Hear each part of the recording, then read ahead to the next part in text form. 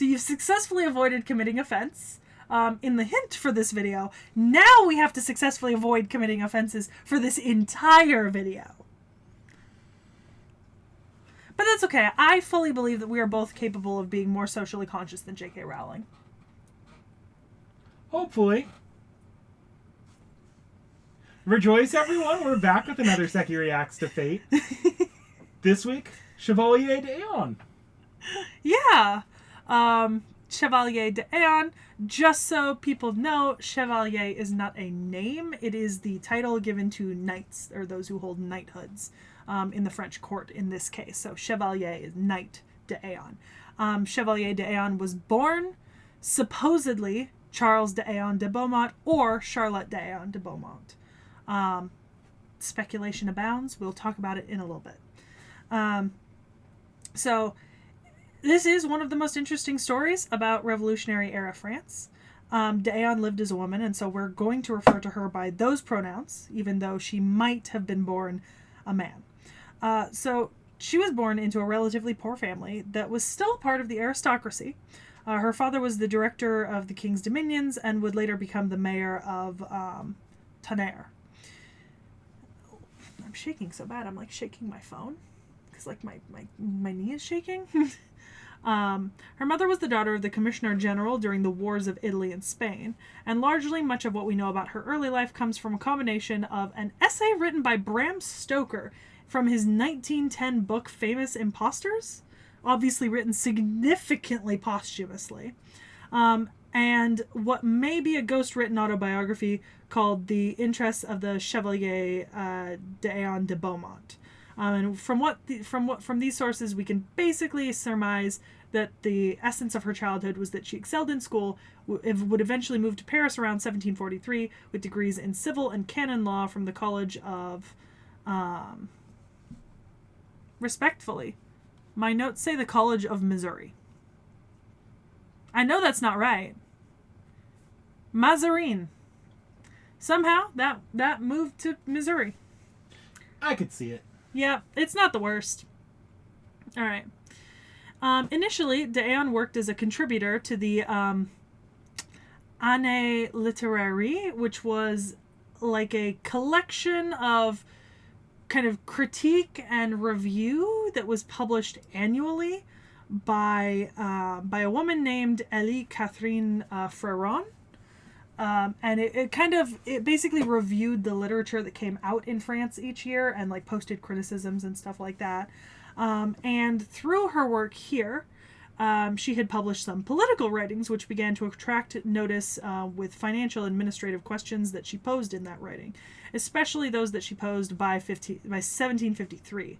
Eventually, she would go on to serve as the secretary to Berthier de Savigny and the secretary of the fiscal department's administration, and was appointed a Royal Center for History and Literature in 1758.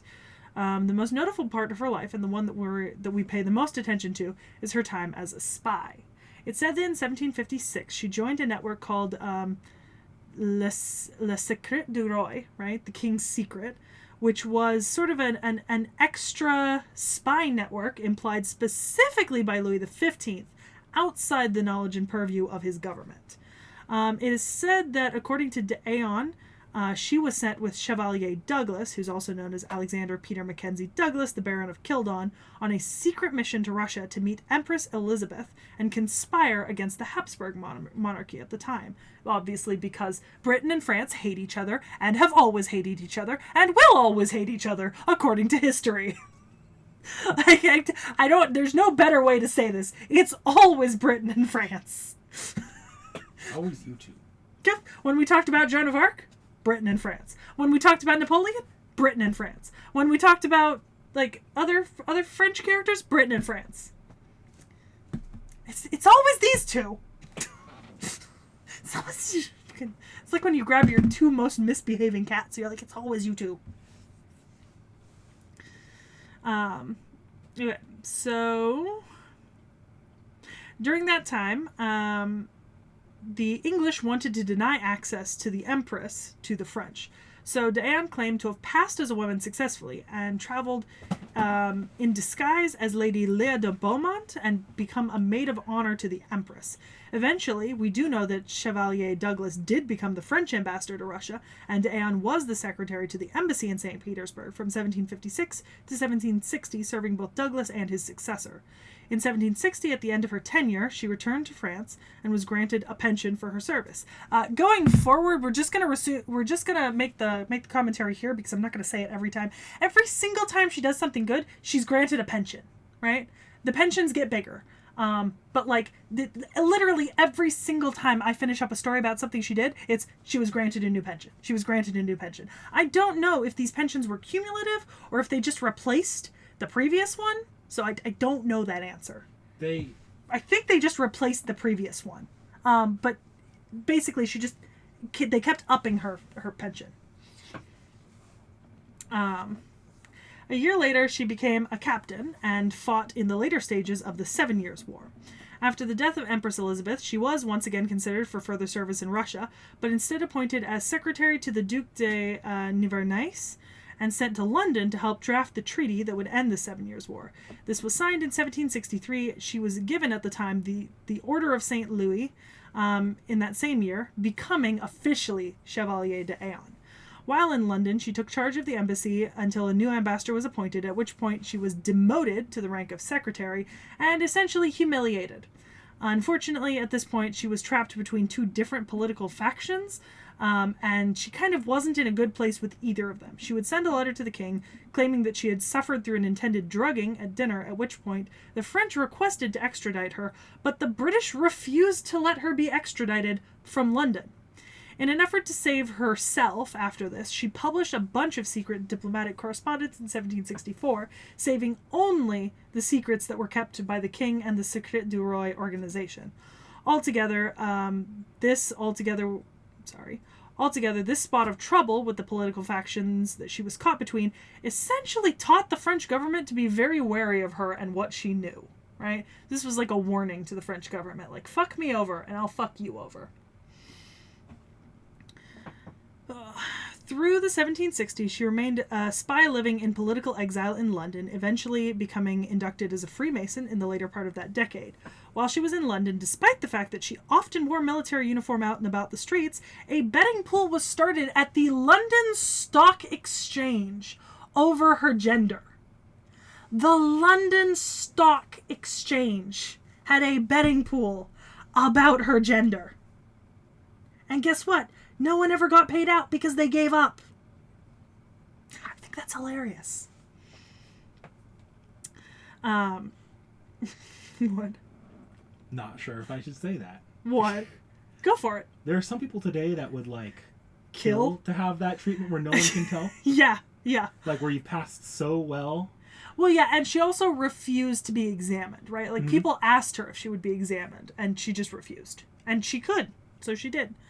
It's going to get better, by the way, in a second.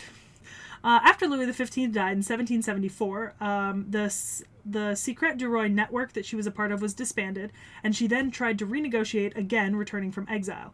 Eventually, a 20-page treaty document was drawn up that would permit her to return home to France and retain all of her pensions, but she had to turn over all the correspondence from her time with the Secret du Roi that she kept. And according to her memoirs, she at this time claimed to have been assigned female at birth, and she had demanded recognition from the government as such, because she claimed to have been raised by a boy because her father could only inherit if he had a son. But in this 20-page document that allowed her to return, it was specified then that she could return, and she was acknowledged as a female by Louis XVI, but she had to dress appropriately as a woman, right? She could not wear men's clothes anymore. Which she wasn't super happy about. I think she enjoyed being able to wear both, right, to a certain extent. And I get that, especially with, like, what French women had to wear at this time. Like, good Lord, I would not want to be wearing, like, 20 layers in the heat. You know what I mean? Like, hell no. The funniest part about this is that she didn't accept this until Louis XVI himself agreed to pay for her entire new female wardrobe. So that she didn't have to spend any money out of pocket to be dressed as a woman, which I think is hilarious. When the American War of Independence started, d'Eon asked to join the French troops being sent to the U.S., but was prevented from doing this. And eventually, following the French Revolution, all of her pensions and other disbursements were disrupted, and she would end up having to sell most of her personal belongings, and most of her family's properties were then confiscated by the post-revolutionary government. She did try to offer to lead a division of female soldiers against the Habsburgs, but was rebuffed by the French National Assembly. Until 1796, she traveled around France and other countries, participating in different fencing tournaments, and suffering a crippling injury in 1796. Until 1804, she lived with a widow named Mrs. Cole. In 1804, she ended up in a debtor's prison for 5 months, and following a fall soon after that, was paralyzed. She spent the next 4 years of her life dying in poverty, bedridden in London. According to the surgeon who did the post-mortem on her body, it was said that Chevalier had male organs in every respect, perfectly formed, but displayed feminine characteristics, including unusual roundness in the formation of limbs and remarkably full breasts. Her body was buried at the St. Pancras Old Church, and her remaining possessions were sold by Christie's in 1813, and unfortunately her gravesite has been lost since. Really bad, like sucky ending there. It is a really bad, but I think it's one of those things where a lot of the time, like, I mean, look at artists, right? Like, sometimes people just don't really get the ending that they deserved, and it's just because society's shit. Also, like, it doesn't help that she was like working for royals in like literally during the French Revolution. Yeah, it was going to be that or beheading, most likely. Yeah, she's lucky I don't know if she's lucky she escaped beheading. She did end up paralyzed, dying in poverty, bedridden, and I can't imagine that she enjoyed that very much. Like, that's got to be unpleasant. Like the last video, let's take a minute to imagine the alternative timeline where she made it to America. American hero Chevalier d'Eon. We have Lafayette. I was going to say, would she have replaced Lafayette, though? No, because, like, d'Eon and Lafayette were both present in the court of Louis XVI and Marie Antoinette. It's highly likely that only one of them would have been sent, right? I would be curious to see what the American perception of transgender woman would be like in that alternate timeline. Transgender woman leading an army. In the American Revolution. Yeah. It'd be interesting. So I will say something to mention with her legacy. We have no actual knowledge whether or not d'Eon was born as a woman or born as a man. We don't know if she was transgender or if she viewed herself as non-binary, or if this was just something that she chose to do because she felt more comfortable dressed in women's clothes. We don't have any like solid evidence one way or another, but a lot of people do claim her as a transgender icon, as someone who was outside of the traditional gender binary in a time when that wasn't a concept that people accepted or really knew about in Europe. I think you can definitely see an argument for her either being fully transgender or non-binary, just based off of everything we've heard. Because if nothing else, it said like one of the reasons why there was a betting pool on her gender in London was because, according to sources of the time, she looked androgynous. She could put on a dress and pass as a woman, and put on men's clothes and pass as a man. And in men's clothes, she could look like a woman, and vice versa. To me, it just seems like it seems like she was likely an androgynous person to begin with, right? Someone who was not specifically presenting like strongly male or female, and therefore could be dressed. That like clothes in a lot of ways make a perception of a person, right? So if you see someone wearing a dress, you're already more predisposed to judge them as like a woman rather than a man in a dress, right? And like there's a reason why there are handsome women. There's a reason why handsome is used to describe some women. Like facial features and like physical traits are not necessarily gender locked. I mean, men can have breasts, women can have pecs, women can have like strong squared off jaws. Like it's rarer, but like it's entirely possible. So like transgender, maybe. Non-binary, maybe. Androgynous, maybe. Whatever worked best for her at the time that she needed, maybe. We don't know. Which means anyone can claim her. They. Them. Whatever you want to call them. Whatever you want to call her. If you want to claim her, claim her. There's a certain amount of mystery that builds into that too, because obviously, understanding a transgender like people and keep in mind weren't as strong, so there's not as she firm didn't of a really write in her own memoir specifically about being transgender, because that wasn't a thing. That was not a concept that existed in like the language and thoughts of the day.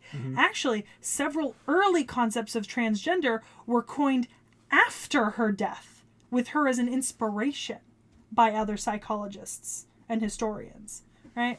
So, go off, Queen. Anyways. Just an interesting historical figure, because you really wouldn't expect this in the time period. No, 1728 to 1810. Like, that's odd. That's out, you know? All right. I think Chevalier d'Eon is either a rider or a saber. Got it right on the second one. Saber? D'Eon's a saber. Okay. Well, she's a knight. She's pastel. Oh my god. Can you tell what color she's wearing? I see some blue in there. Okay. So, like, this part and this are like a dark blue. This is like a mint green with like a pastel canary yellow and pastel pink decorations. And then a whole lot of white, and I see a bunch of lace. Even her sword has like purple and pink decorations. And there's a pink feather on her hat. Oh, she gains a pink cloak, pinkish. And then it becomes a pastel purple dress sort of thing. Still with the mint and the pink, but more purple. I'm here for our... Hang on.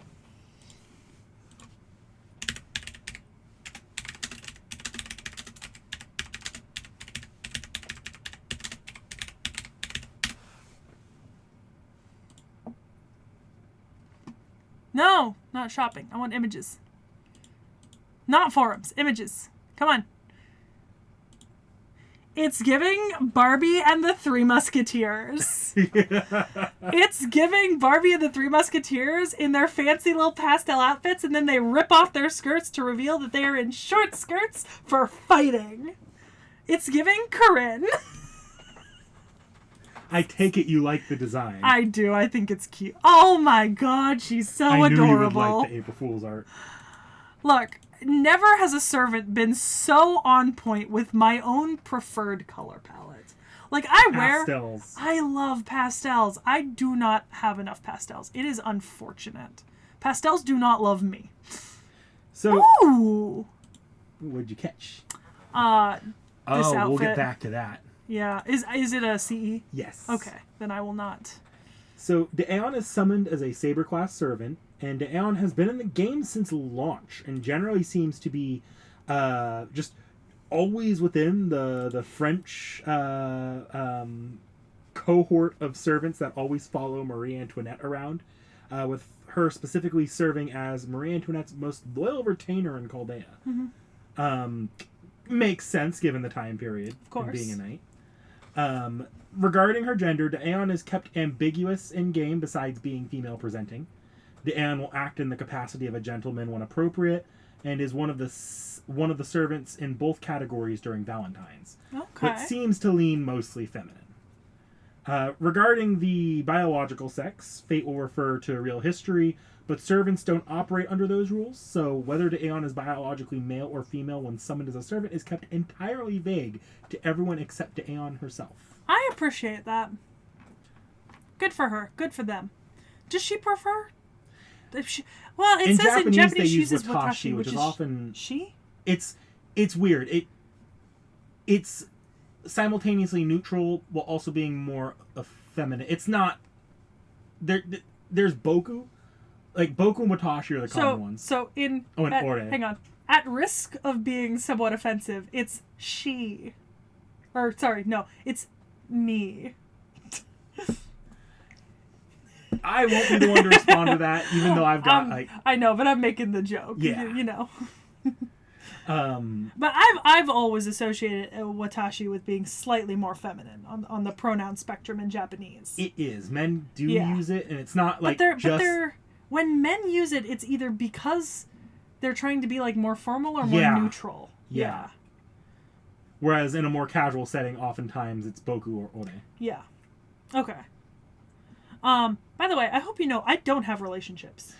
Yeah, the relationships are a bit weird, and I don't know what it is. I don't know if Aeon has any bond lines in game, because I looked at the dialogue on the FGO wiki when I saw this, because I did actually see these. There was no quotes, and I didn't see any quotes for anyone else. So I don't know if this is just the wikis not being up to date because Aeon's not the most crazy popular servant, or if it's that they just overlook giving to Aeon bond lines for servants. Okay. I don't know. If you still want to read these, you can, but I've been reading them over. Also, the Knight of the White Lily refers to the Fleur de Lis that we talked about with Marie Antoinette.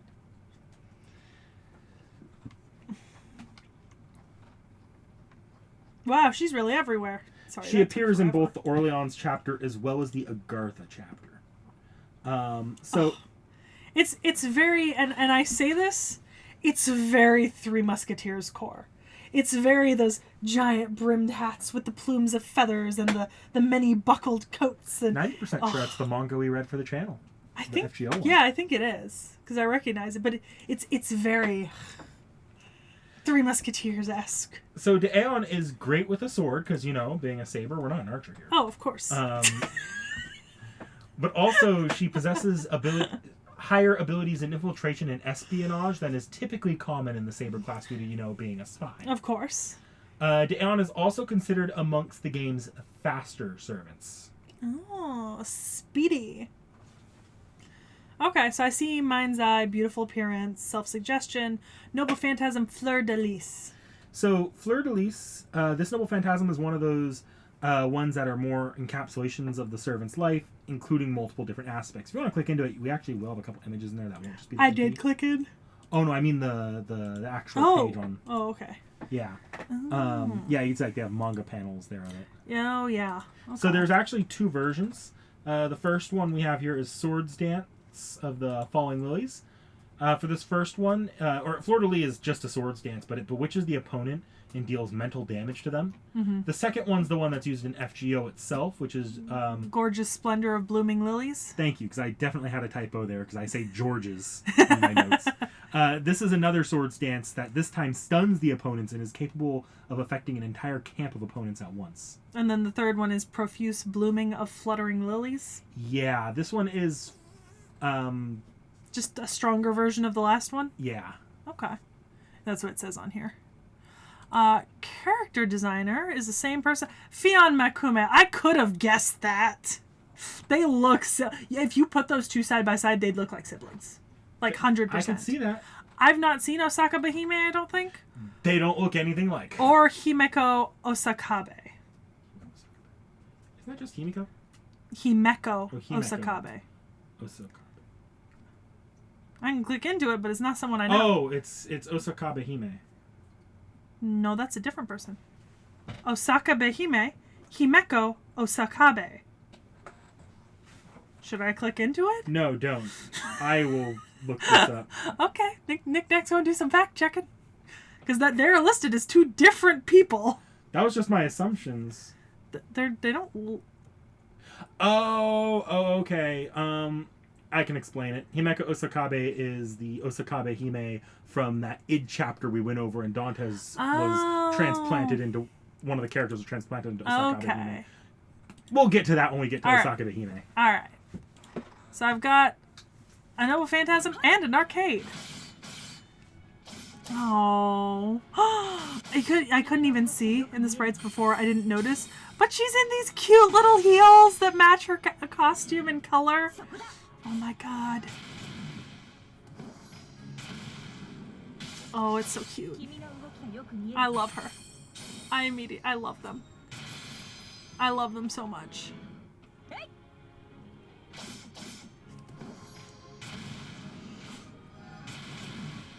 Knick-knack, I need you to know I love them so much. This is like top 10.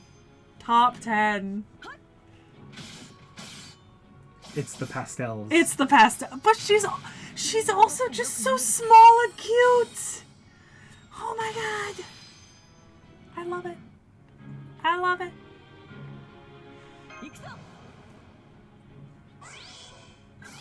Look, I think she has a great design too. So. It's stunning.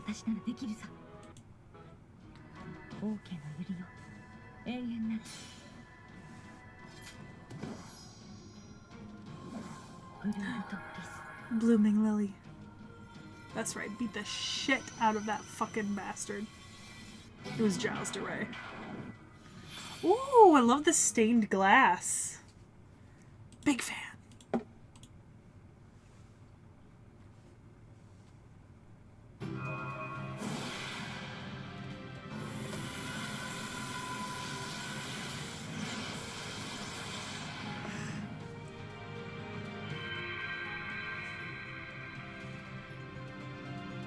Chevalier Deon. フランス王家と君とを守る白百合の騎士 This is what Barbie and the Three Musketeers wishes it was.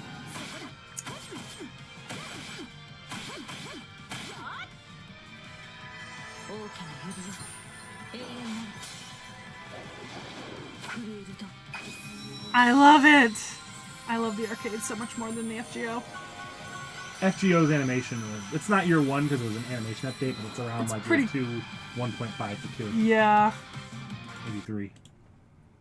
Oh my god. Oh my goodness. So cute. I kind of love that like, so this one's like very feminine coded, like her baseball, but then her soccer is actually more like boy coded. So you've got like a little bit of both. With the rose and everything. Lovely. Lovely. Okay. Oh, there's only one extra piece of art. It's just a line sticker. The rest of it's just, you know. Alternate FGO arcade little hairstyles and outfits. Wait, no, they've reorganized it. There's a separate illustrations tab down here at the bottom. I was going to say, year 1 servant should have plenty of extra stuff. Chaldea Boys Collection, Chevalier d'Eon, Charles-Henri Sanson, and Wolfgang Amadeus Mozart. Okay. Look at that. So that's an outfit d'Eon wore in Agartha for some infiltration. I love it. Yeah. So what I love here is I now know that this is Chevalier d'Eon, right? There's Fionn, and I remember seeing this when we did Fionn and being like, this is best Fionn. And you see what I mean? That's siblings. Yeah. That's a brother and a sister. Those are siblings. That's straight up a brother and a sister. And they are handling that exactly the way I expect them to. I expect Fionn to be that much of a slut. You know what I mean? That's lovely. Oh. Oh. Math I signaling wanted me. more. I wanted more. Beat pick. I do like her heels. I know we've seen some of these before, but if we've seen them before, we'll click out of them. I've definitely seen at least 2 that we skipped because there was a servant I didn't know in them. Maxime de Chevalier. Valentine's chocolate. I have this one favorite shop in Paris. Just one bite of their food and you will be completely hooked. That's the flavor that I was going for. Do you think I did a good job? I love you. Okay, so this is Salon de Marie, which I remember seeing before, and I think at the time I might have just assumed that was Marie Antoinette. I think. It's a strange thing. Our positions and beliefs are totally different, but we can sit here in one place and relax. A beauty whispers and 2 men agree. The 3, with completely different tastes and hobbies, speak of a born idol, a woman who married the nation of France. Okay, so this is the gift from the Queen. That's beautiful. That's fucking stunning. Also, something I can't say, because, you know, one of my things, one of my things is historical fashion, right? Mm-hmm. Corsetry and women's fashion. But if you look at the way that the boning is done, this is actually, I think, I'm pretty sure this is like a late 1700s, like, styled woman's corset here in the center, where you can see the boning lines. Like, that's actually, like, that's how it should look. You know what I mean? I approve.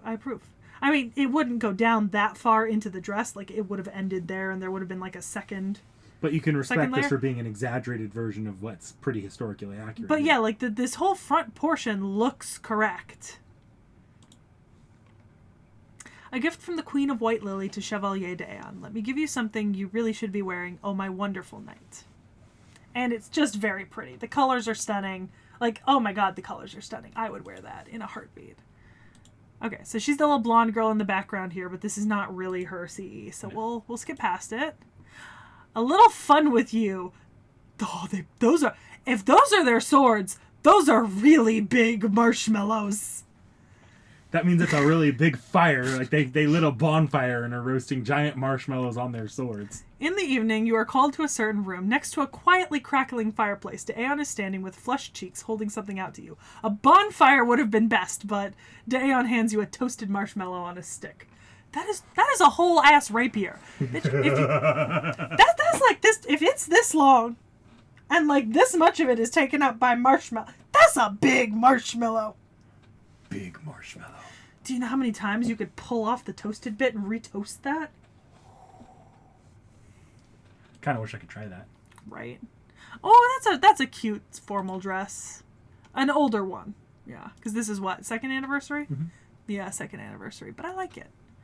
Sugar Vacation. Okay, so she's in the background, which means this isn't hers initially, but whose is it? Astolfo. Have I done Astolfo? Yeah, we've done Astolfo. Okay. Knights of, or Paladins of Charlemagne. That was it. I was like, I thought so. Oh, we skipped over this at the time because it had a name. What pairs well with the summer holiday is, of course, ice cream. Our outfits are perfect for summer, and nobody can contest us. Come on, pose for me, d'Eon. Come on. Once we're done eating, let's both go and invite Master over. Well, I only came here to cool off, and I have no intention of enjoying summer personally. Wait, don't take a picture. Don't send that picture to the Queen. So cute. The Princess's Pilgrimage. I remember seeing this. The echo of the attendant's commanding voice throughout the chamber signals it's time for the princess to leave her pilgrimage. While the hairpins, rouge, and outfits may all be splendid, the most lustrous presence is the traveling princess herself. And this is Marie, Chevalier, and Astolfo. I mean, to be fair, Marie and Chevalier d'Eon do look very similar in this art, with the exception of their hair color. And even that is like a white blonde to a blonde blonde. You know what I mean? Mm-hmm. Women of Agartha. Oh. Astolfo, Chevalier, and... Scheherazade. I was gonna get there. I just had to think about it. I was thinking, I thought Caster of the Nightless City was what was in my head, and I know that's her title, isn't it? Caster of the Nightless City? Yes. Yeah. Okay. City Where Dreams Are Born. I have not seen this one. But she's down here in her outfit, that purple maid outfit thing. So I'm going to assume this is for someone else. And I'm going to skip it because she's just kind of in the background. We just have to find her in here. We've done this before. Oh. I think that's her right there. He's just one of the people I couldn't identify last time. Okay. Oh, that was it. Dang. Wow. I love Chevalier d'Eon. This is great. Stunning. 10 out of 10. No notes. Can I assume I'm dragging this into your favorites folder? Absolutely. You are going to be dragging this into my favorites folder. Yeah, because Chevalier d'Eon right now is in my... It was technically in my not favorites folder because like I put all of my unknowns in my not favorites folder if I don't know anything about them, really. We are on a roll right now with servants you like.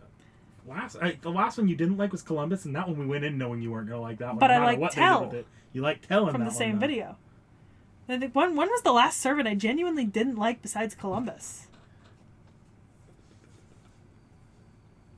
You like Theseus and Asterios, right? Yep. Thoughts on Okada Izo? Yeah, it was fine. Yeah, I liked Okada Izo. Probably Mysterious Red Maru X, but... I liked Mysterious Red Maru X just for the sheer memery. Big Man Mori Nagayoshi? I liked Mori Nagayoshi. I liked all of our stream servants. I'm going to need to go into the... I can't just use my notes. I need to go back into the... Yeah, you're going to have to go back. Man, like, this is an important question. Like, this is a streak if we're really going that strong. Yeah. This is an important question. We like Shi Huangdi. I said I liked all the stream servants. Yeah. All right, I'm going back. You know what? I think... Let's see.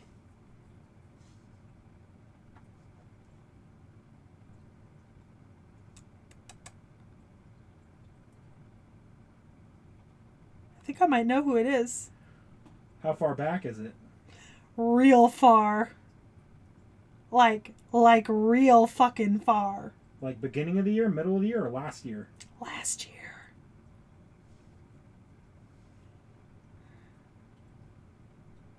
Oh, man. No, I know what it is. The last servant I genuinely disliked was Blackbeard. April of last year. It was the last servant I genuinely disliked. Yeah.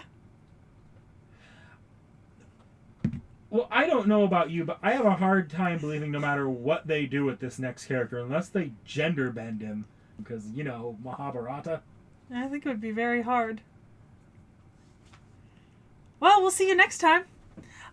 Fair warning, there is no theme for December because we're doing Christmas servant and another servant and another servant. Honestly, December's theme is all three of these servants tickle different Sekhie fancies. Oh, yeah, actually, pretty much. Make of that what you will. Like, comment, subscribe.